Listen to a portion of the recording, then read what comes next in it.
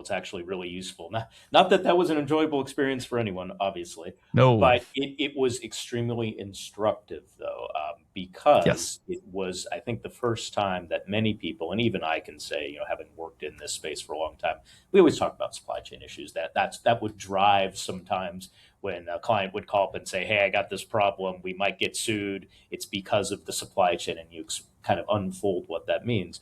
But where I think everybody across all industries suddenly really had to start thinking in this, truly globalized supply chain era where you have parts, components, manufacturing operations, testing, you name it, happening in any number of spots around the world, what it could then mean if some critical element in that was disrupted.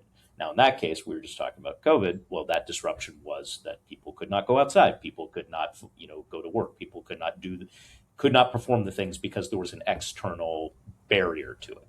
Well, now though we're seeing, to your point, you threw in, geopolitics. Yes, the geopolitics of everything is now also impacting the supply chain, and there's a few ways in which kind of we're seeing that hit, advanced technologies generally, and then I think advanced air mobility specifically, which we can maybe talk about like what this means. So one, like the big, you use the boogeyman. Well, the current boogeyman now is the China of it all. I mean, that is the, and again, I say that in terms of not casting aspersions on any actors here, but simply No, saying no. Tongue in that cheek. Yeah. this is the the conflict of our day. Essentially the geopolitical conflict of our day, and a big piece of it though is taking place in the supply chain, and that's interesting. That's new. Previously, a lot of these issues were not, if you had a geopolitical conflict, it was between two parties, Russia, Soviet Union, and the US, who didn't have integrated supply chains. Nobody cared. It didn't matter. You weren't getting your key Such a great components point. from each other. So the impacts of what was playing out around the world in proxy battles and diplomatic relations ever didn't really hit the economics of it all because you had separate supply chains. That is not the case right now. We had deeply integrated, particularly in advanced electronics and other key materials that go into our, Absolutely. industry that we're talking about here, deeply integrated. So what does that now mean, practically? And I think what we see, at least what I see from, my practice is it's kind of three things that are happening both in parallel, but also that are crossing. So one is the idea of de-risking, right? The concept that both from both the U.S. and China, and it's interesting in what about everybody else, and that's kind of what I want to come to in a second, is we have both sort of made some decision at a high level, and the messiness is what we're all living through right now. Like we are going to more firmly establish, whether across the board or in critical industries, what we deem critical industries, our own supply chains, and try and find a way that we can, if not decouple fully, but find ways that we are now going to try and keep you out of our supply chain, that you being the US or China, and kind of keep them separate.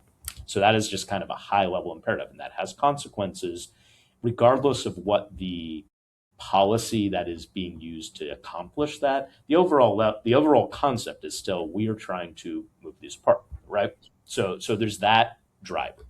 At the same time, though, I think you alluded to this, is that the complexity, as we were just talking about, the complexity of these supply chains is such that even with both parties perhaps very motivated right now, that is very difficult to do for all sorts of Yes. complex economic and commercial reasons that we can talk treasuries and debt. We can go deep down the rabbit hole in Oh, areas yes. that I am certainly not an expert in, so I'm not going to get into that stuff, into macroeconomics.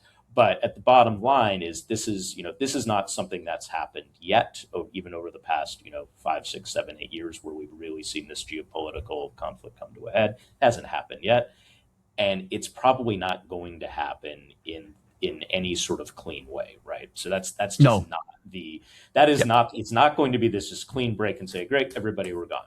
So that's the second point. The third is then, what does that mean? That means complexity. It means complexity in how we're reacting to that high level policy imperative that I think it's not going to change anytime soon. We're certainly not going to, I don't think we see anything from the Chinese side that would say, yes, we are going to abandon that. We're going to try and reintegrate. We'll figure it out with the US. And certainly from what we see across multiple administrations in the US, across both Hmm. sides of the aisle, Yeah, absolutely. This appears to be one of the few areas where there is and continues to be and probably will continue to be agreement. So with that in mind, then what are the levers and pressure points? And that's kind of what I'm spend my days thinking about is like, Mm. okay, what is that going to mean then for an industry that is still trying to grow itself and establish what those supply chains look like, right?